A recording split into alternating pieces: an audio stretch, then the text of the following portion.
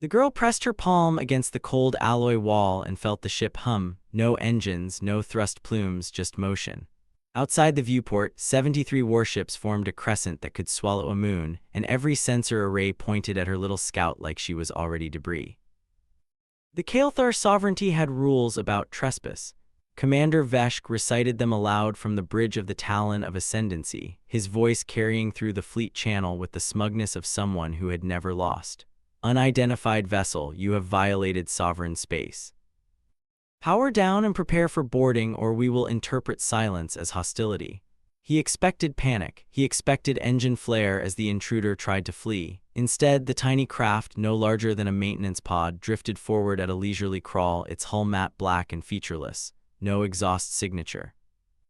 No reactor bloom, nothing. Veshk's tactical officer leaned over her console, mandibles clicking in confusion.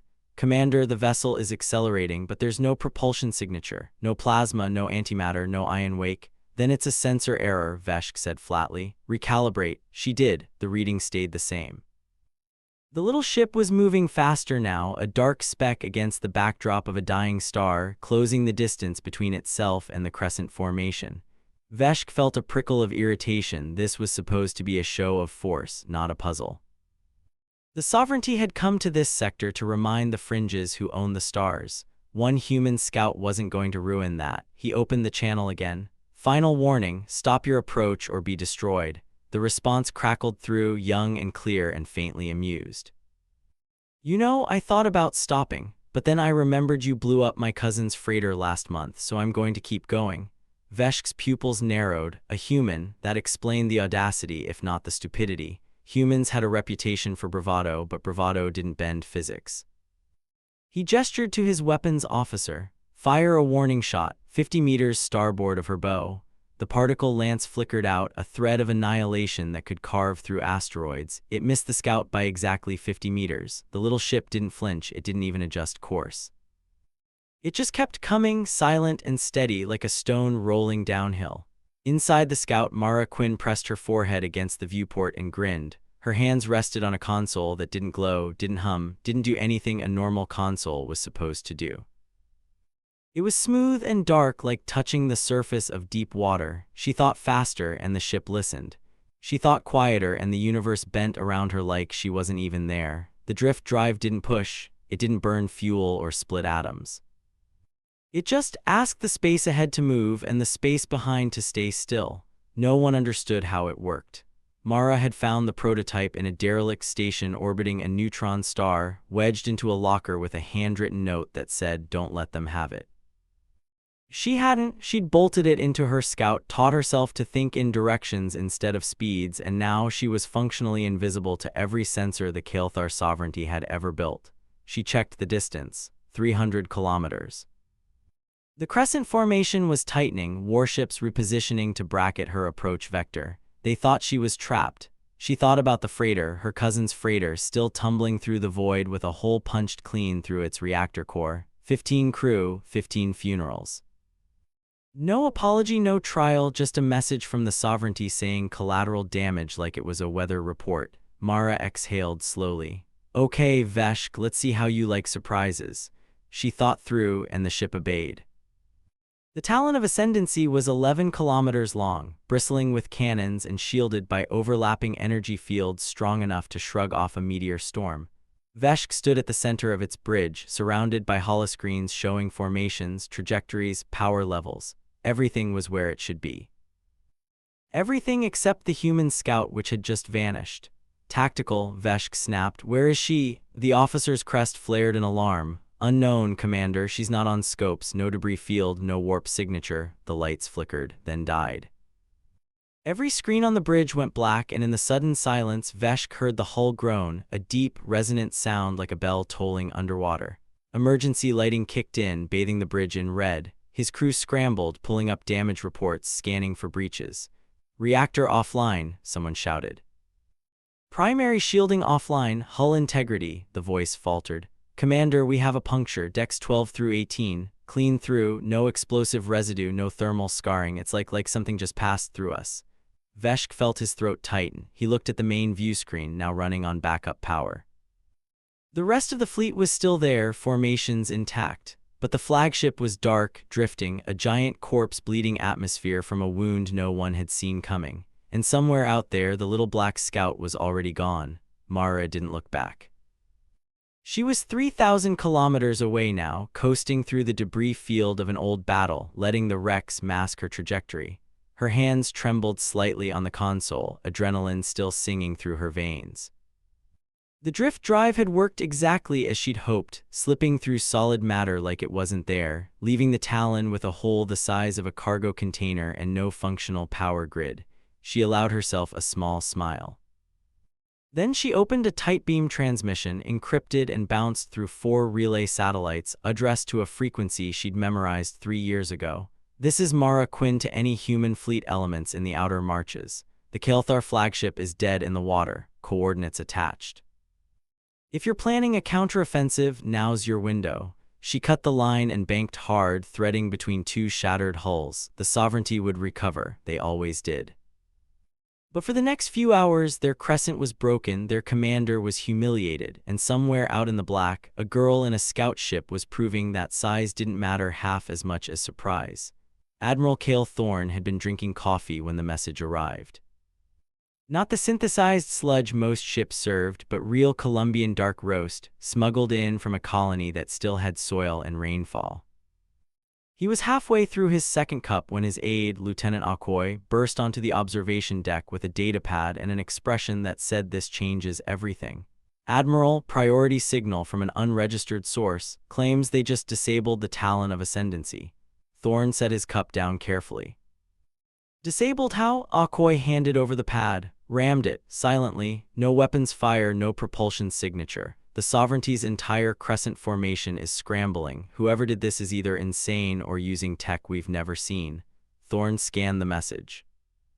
The coordinates matched intelligence reports placing the Talon at the edge of Sector 9, where the Sovereignty had been flexing its reach for months. He read the sender ID twice. Mara Quinn, that name mean anything to you? Civilian registry, scout pilot. Lost family in the freighter massacre last month. Akoy paused. Sir, if this is real, it's real. Thorne stood, already moving toward the bridge. Get me a tactical overlay of Sector 9 and scramble the Third Fleet. If the Talon is crippled, the Sovereignty will pull reinforcements from the perimeter. That's our opening. Akoy followed, boots ringing on the deck, and the pilot, Quinn. Thorne's jaw tightened. Find her before the Kaelthar do. Mara didn't expect to be found this quickly.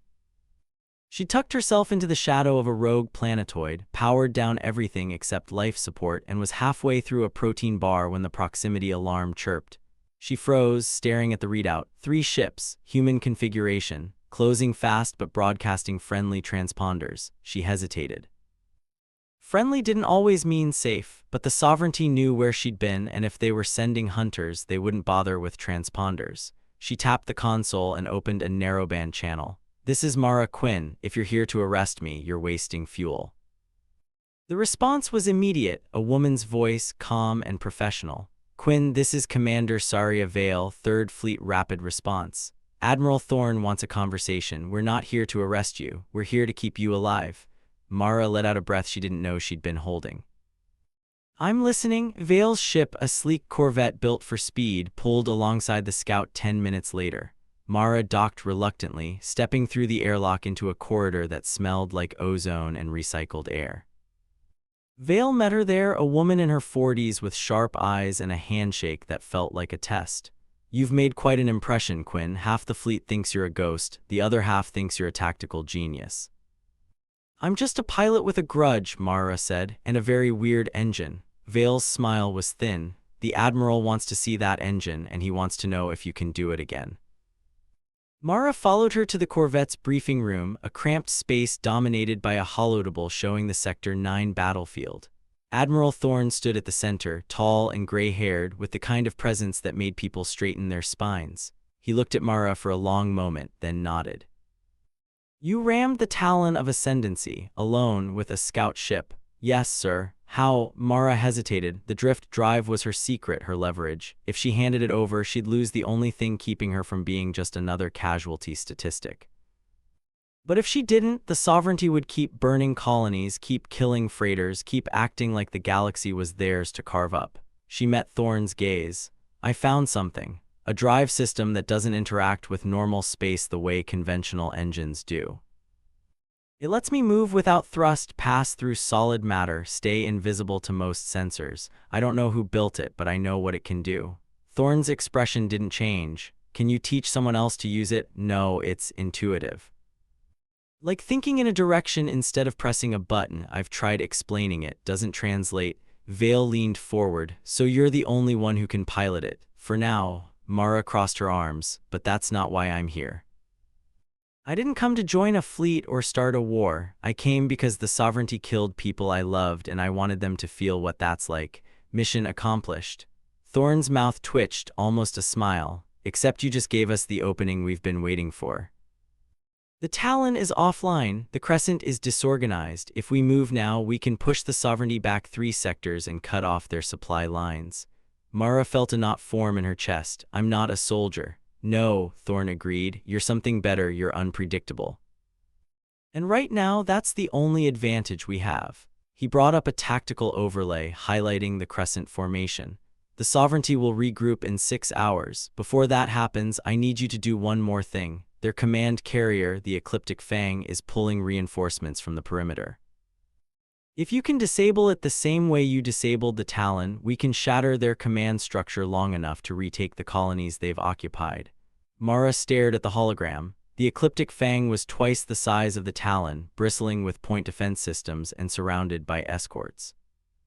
It was a suicide run, unless she could slip through undetected, unless the drift drive could do what it had done before. She thought about her cousin, about the funerals, about the colony broadcasts she'd heard, full of families begging for rescue that never came. If I do this, she said slowly, I want something in return. Thorne nodded. Name it. When this is over, the drift drive stays with me. No reverse engineering, no confiscation, no classified black site nonsense. It's mine. Vale opened her mouth to protest, but Thorne raised a hand. Agreed, on one condition. You help us end this war, not just damage it. That means more than one strike. Mara swallowed hard. She hadn't planned on becoming a hero. She hadn't planned on anything beyond making Veshk's day worse. But looking at the holodeable, at the red zones marking occupied worlds, she realized she'd already crossed a line. There was no going back to being anonymous now. Okay, she said, one more strike. But after that, we talk about what comes next. Thorne extended his hand. Deal. Mara shook it, feeling the weight of the decision settle over her shoulders like a cloak she couldn't take off. The Ecliptic Fang hung in the void like a monument to overconfidence. Its hull was angular and brutal, carved with Sovereignty glyphs that glowed faintly in the starlight. Mara watched it from 20,000 kilometers out, her scout hidden behind a shattered moon, and felt her stomach twist. This wasn't a flagship. It was a fortress that happened to move. Quinn, this is Vale. Tactical reads the Fang has 47 escorts and full shielding. Are you sure about this? Mara's hands rested on the drift console, fingers splayed like she was playing an invisible piano. No, but I'm doing it anyway. She thought closer, and the space between her and the Fang collapsed. The scout slid forward, not accelerating but arriving, each thought narrowing the distance without crossing the gap. The Sovereignty escorts didn't react. Their sensors saw nothing, no heat, no mass, no disturbance in the fabric of spacetime. To them, she was already gone. The Fang loomed larger, its point defense turrets swiveling in slow, automated patterns. Mara could see the bridge through the viewports, tiny figures moving behind reinforced glass. She aimed for the reactor core deep in the ship's belly and thought through. The universe bent. The scout's hull shimmered, edges blurring as if reality couldn't quite agree on where she was. Then she was inside the Fang, passing through decks like a ghost, the drift drive unraveling the molecular bonds of the carrier's armor and stitching them back together in her wake. For 3 seconds, Mara existed in 2 places at once, inside the ship and outside it, her consciousness stretched thin across the seam of space. She felt the reactor's heat, tasted ozone and coolant vapor, heard the hum of 1,000 systems holding the carrier together.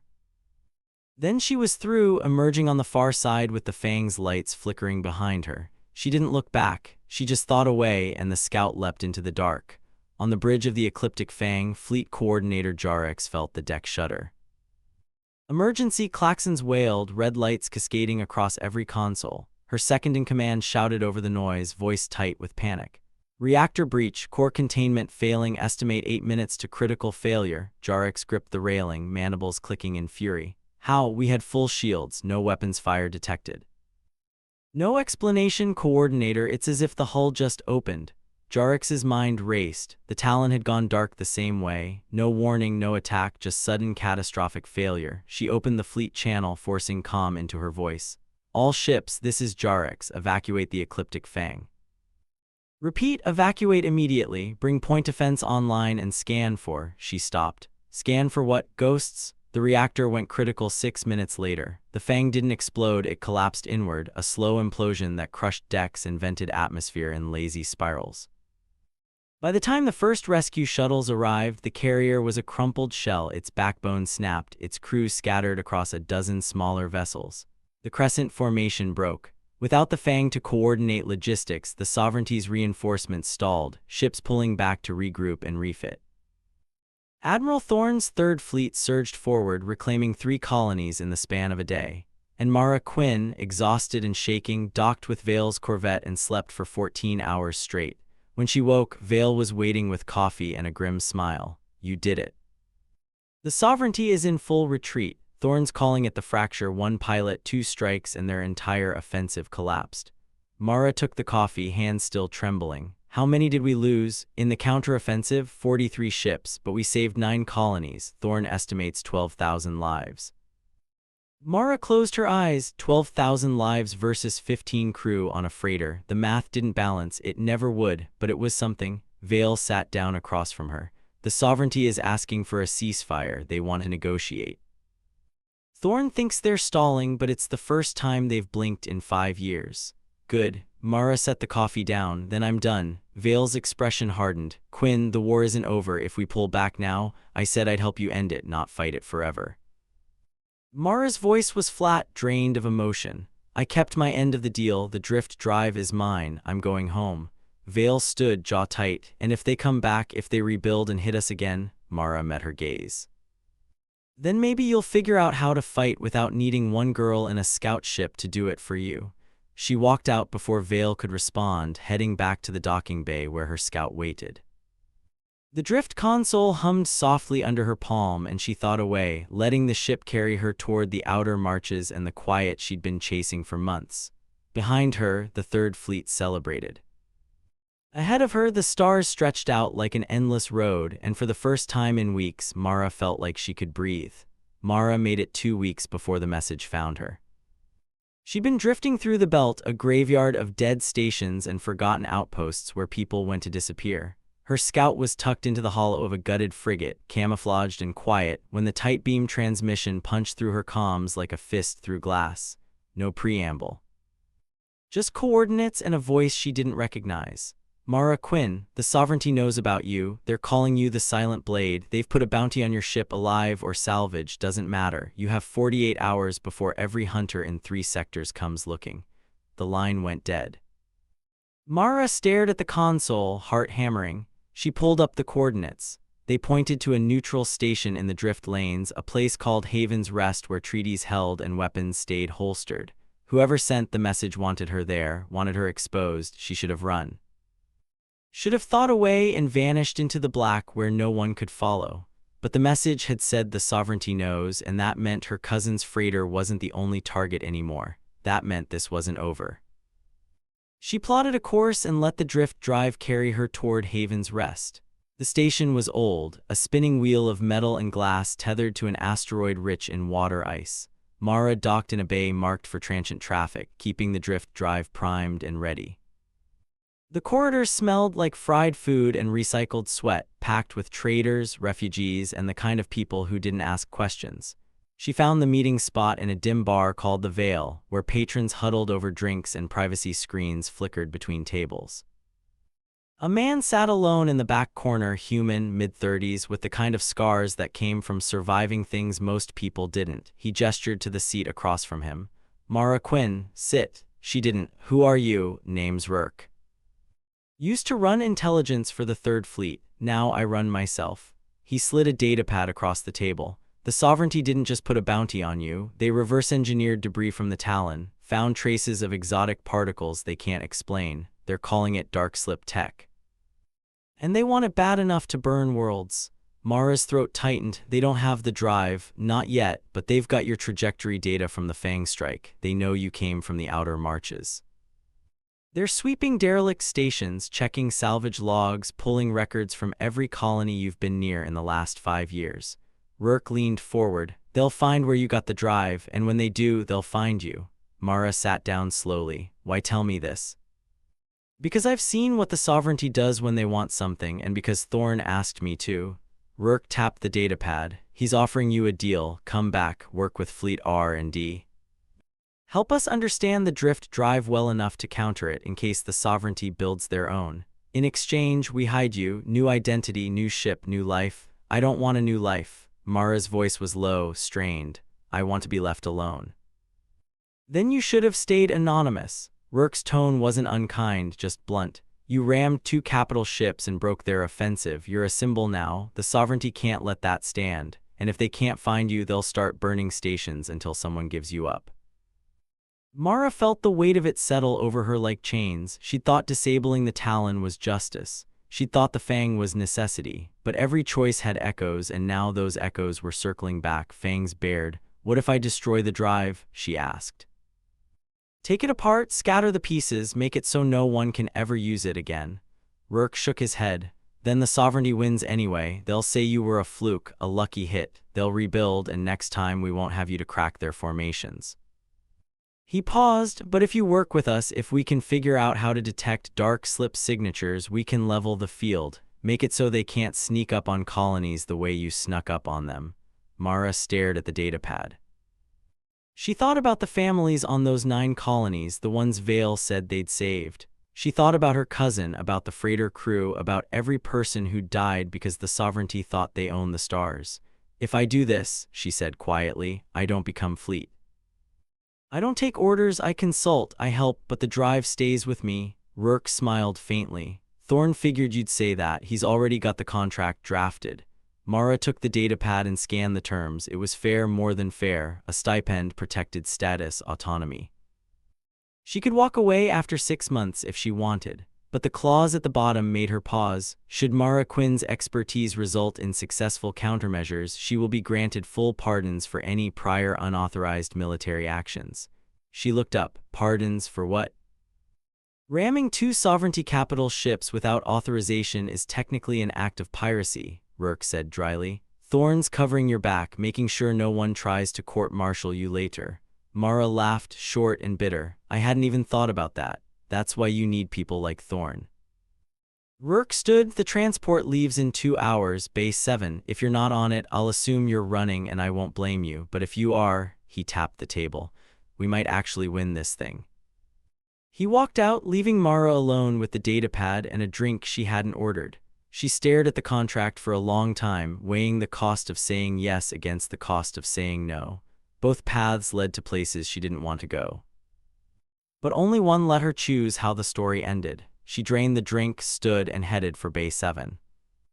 The research facility was buried in an asteroid belt 3 jumps from the front lines, a warren of labs and workshops carved into rock that had been cooling for 1 billion years.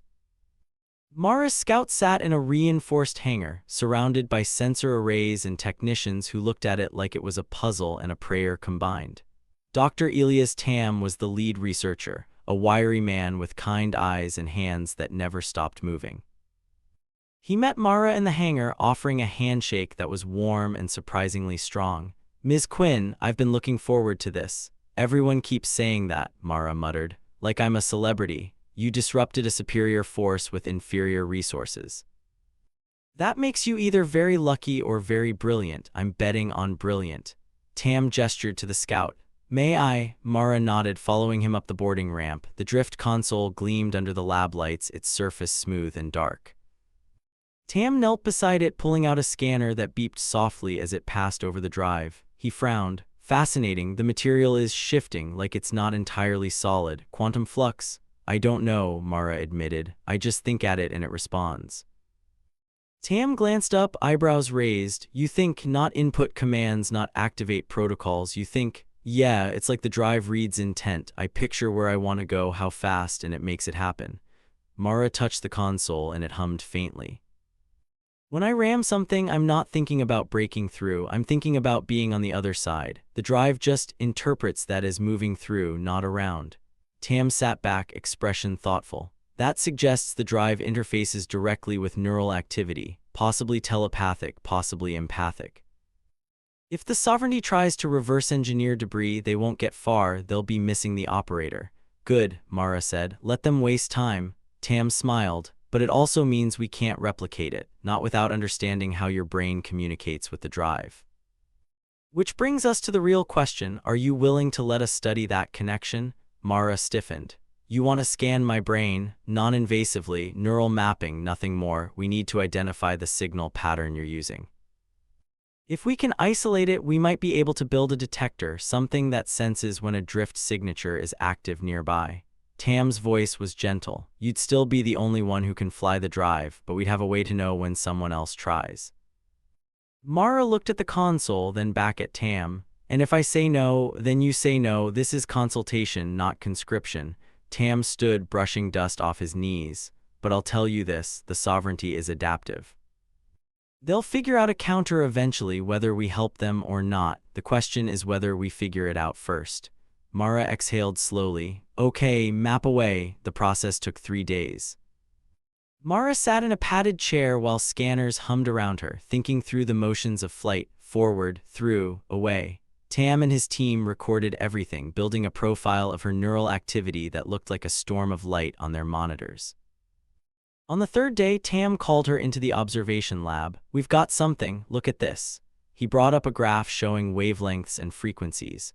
When you think about moving through solid matter, your brain emits a very specific pattern, low-frequency theta waves combined with gamma bursts.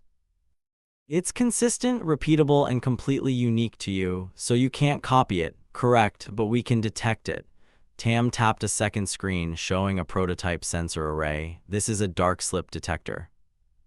It's tuned to recognize that neural signature when it's amplified by the drive. If a ship is using drift technology within 1,000 kilometers, this will pick it up. Mara leaned closer. How accurate? 92%. Margin of error drops to 3% in controlled conditions.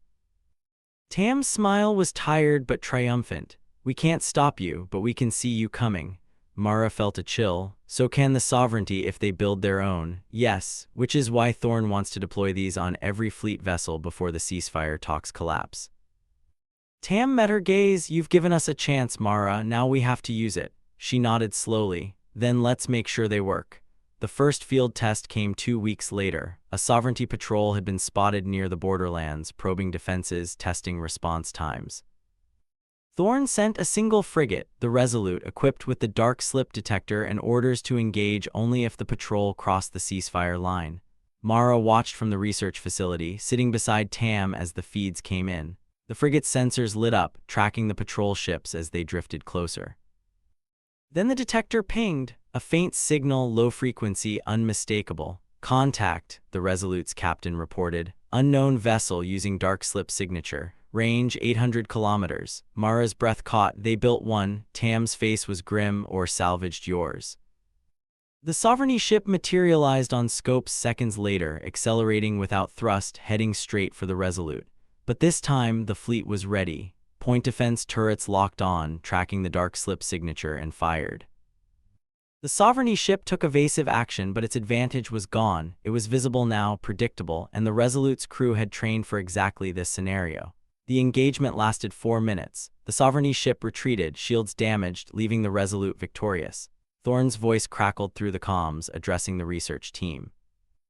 Detector works, deploy them fleet-wide, and Quinn, he paused. Thank you. Mara sat back, exhausted. The drift drive had been her secret, her weapon, her edge. Now it was just another piece of technology in an endless arms race. But the 9 colonies were still free.